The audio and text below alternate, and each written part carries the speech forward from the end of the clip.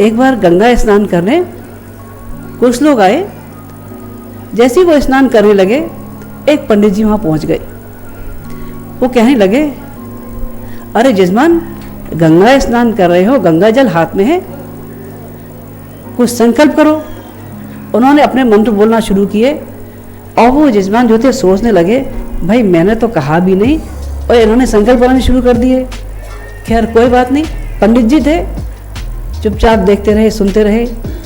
बाद में पंडित जी ने अपने जब मंत्र बोल लिए, उसके बाद बोले, जजमान अब संकल्प पूरा हुआ, अब दक्षिणा। अब जजमान जी भी तेज थे, वो कहने लगे, पंडित जी आपने संकल्प तो कराया, लेकिन जब तक प्रसाद न मिले तब तक कैसे बात बने। पंडित जी ये सोचने लगे, अगर प्रसाद लेने में कहीं जाता हूँ तो कहीं ऐसा ना हो ये जजमान भाग जाए।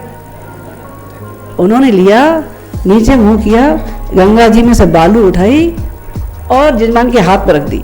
क्या बोले, गंगा जी की बालू का मिश्री करके मानो। ये गंगा जी के बालू है, इसको मिश्री मान ले बेटा। अब जजमान जी भी तेज थे, उन्होंने झट से निगाह नीचे की, उन्होंने देखा इनके पैर के पास एक मेंढकी घूम रही थी। फट से लपके उठाई और पंडित जी के हाथ पे रख दी। बोले, गंगा जी की मेंढकी गैया करके मान। उन्होंने कहा, ये गंगा जी।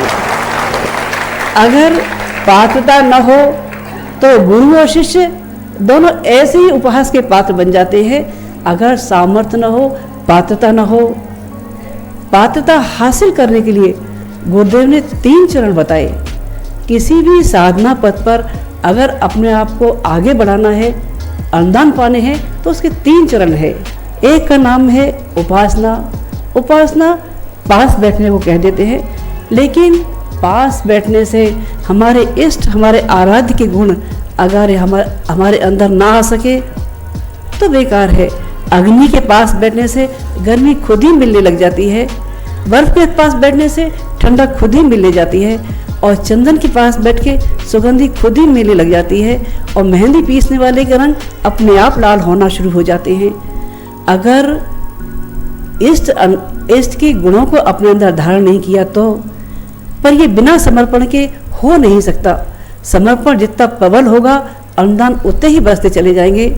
गुरुदेव कहते रहे, मैंने अपनी डोर अपने इष्ट, अपने आराध्य के हाथों में बांधी। वो जैसा नचाते रहे, कठपुतली की भांति मैं वैसा ही नाचता रहा। मेरे अंदर से अपना अस्तित्व खत्म हो गया, एक ही आवाज आती रही, ए मालिक तेरी रजा रहे, तू ही तू रहे, बाकी न मैं रहूं न मेरी आरजू रहे। समर्पण इसका नाम है।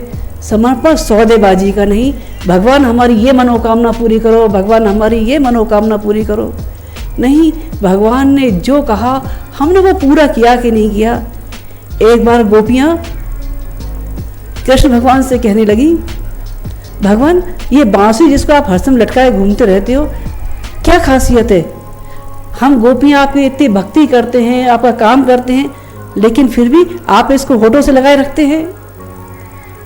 कृष्ण भगवान कुछ कहे उसके पहले बांसुरी कहने लगी, रे गोपियों, तुम क्यों परेशान होती हो? मैंने अपने मन की गांठें, अपने अंदर को खोखला कर दिया है अपने इष्ट, अपने आराध्य के चरणों में। इसमें वो ही स्वर बजे हैं जो मेरे इष्ट ने चाहे हैं। अगर तुम भी इतना समर्पण कर सके हो कि अपना अंतरंग खाली कर सके हो, तो उसके अनुदान बरसते हुए चले जाएंगे। उपासना इसी का नाम है। अगला चरण गुरुदेव बताते रहे साधना का। साधना किसका नाम है? साधना अपने आप को हर पल साधने का नाम साधना है। अपनी आदतें, अपनी मान्यताएं, अपनी इच्छाओं, इस सब को ऊंचा कर दे का नाम साधना है। आज सब जगह प्रदूषण का दौर है। खाने में प्रदूषण, पानी में प्रदूषण, वायु में प्रदूषण, जमीन में प्रदूषण, आकाश में प्रदूषण, हमारे मन विचारों में प्रदूषण। इतना प्रदूषण भरा है, वो ईश्वरीय सत्ता कैसे आए? दिवाली की सफाई होती है तब सारे घर भर में सजावट करते हैं, सफाई करते हैं, केवल ये सोचते हैं इस सफाई में देवी लक्ष्मी हमारे घर में आने वाली है। लेकिन वो इष्ट आराध्य अगर आपके अंतरंग में आना चाहे, ईर्ष्या देश का सारी मलिनताएं कषाय कल्मशों की अंदर भरी है, तब कहाँ बिठा सकेंगे। माता जी कहती रही, कोठरी मन की सदा रख साफ बंदे, कौन जाने कब स्वयं प्रभु आन बैठे। तुम बुलाते हो उसे यदि भावना से, कौन जाने कब निमंत्रण मान बैठे। अगर वो निमंत्रण मान ही बैठे हैं, अगर आने को तैयार है, तो क्या मलिनताओं से भरे अंतःकरण में बिठा सकेंगे? बिठा नहीं सकेंगे। अपने अंतरंग को निर्मल कराने का नाम साधना है। अगला चरण गुरुदेव बताते रहे आराधना का। अपने समय, श्रम, प्रतिभा, इस सबको लोक मंगल के लिए नियोजित कर देने का नाम आराधना है। जिस समाज में हम जीते हैं, जिन्होंने हमें जन्म दिया है, जिस माटी में खेले हैं, कपड़े बुनने वाले ने हमको कपड़ा दिया, किसान ने हल जोत के हमको अन्न दिया, बाकी लोगों ने हमको जीने का साधन दिया, गुरु ने मार्गदर्शन दिया, राह चलनी बताई। इनकी अंडाओं से उड़न न हो सके तो आराधना की बात बनती रही। नदी के किनारे एक नारियल का पेड़ था, खूब सारे नारियल थे। तो अपने आप में यह पसंद रहता था, इतने सारे नारियल मेरे पास, सिर अहंकार से ऊंचा उठा हुआ नारियल एकदम पे सीधा खड़ा रहता था। उस नदी के किनारे एक पत्थर था, वो लुढ़कता पड़कता जा रहा था। नदी में जाके एक जगह स्थिर हो गया। नारियल ऊपर से कहने लगा, अरे पत्थर, क्या तुझे शर्म नहीं आती? तेरे अंदर इतना भी स्वाभिमान नहीं कि तू माटी में पड़ा है, लोगों के पैर के नीचे रौंदा जा रहा है, लोग ठोकर मारते हैं, नहाते हैं, फिर भी तू यहाँ पड़ा है? अरे चल हट, दूर चला जा, अपना स्वाभिमान जीवंत रख। पत्थर कहने लगा, मैं बिना पढ़ा हूं तो क्या, मैं अयोग्य हूं तो क्या, लेकिन मेरी भावनाएं लोक मंगल के लिए भी कुछ करने की है। मैं और कुछ नहीं कर सकता, तो मैं उन लोगों की राह में कांटे तो न बिछाऊं, उन लोगों की राह में फूल तो न बिछा सकूं, तो मैं कम से कम इनके पैरों का आधार तो बन जाऊं। वो पत्थर लुढ़कता लुढ़कता नदी में चला गया। लहरें अपना काम करती रही, आके टकराती रही। पत्थर इधर से लुढ़कता रहा, उधर से लुढ़कता रहा, कभी ये कोना टूटता रहा, कभी वो कोना टूटता रहा। पत्थर टूट टूट के उसका अस्तित्व ही दूसरा हो गया।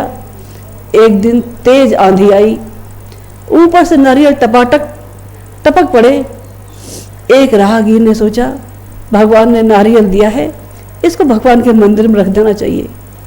वो नारियल ले गए और भगवान के चरणों में रख दिया। जब वो नारियल भगवान के चरणों में रखा और नारियल ने जब सिर उठा के ऊपर देखा, तो पूजा वेदी पर वही पत्थर विराजमान था, शालिग्राम बना, जिसको वो रोज कहता था कि क्या तुझे शर्म नहीं आती। आज वो पूजा के योग हो गया। जो लोग लोक मंगल के रास्ते पर चले हैं, जिन्होंने दूसरों के लिए कष्ट कठिनाइयां झेली हैं, वो पूजा के योग्य होते हुए चले गए हैं। गुरुदेव ने यही 3 चरण बताए। हमारे YouTube चैनल शांति कुंज वीडियो गायत्री परिवार को सब्सक्राइब करें एवं बेल आइकन जरूर दबाएं, ताकि गायत्री परिवार की विभिन्न गतिविधियों की जानकारी आपको मिलती रहे।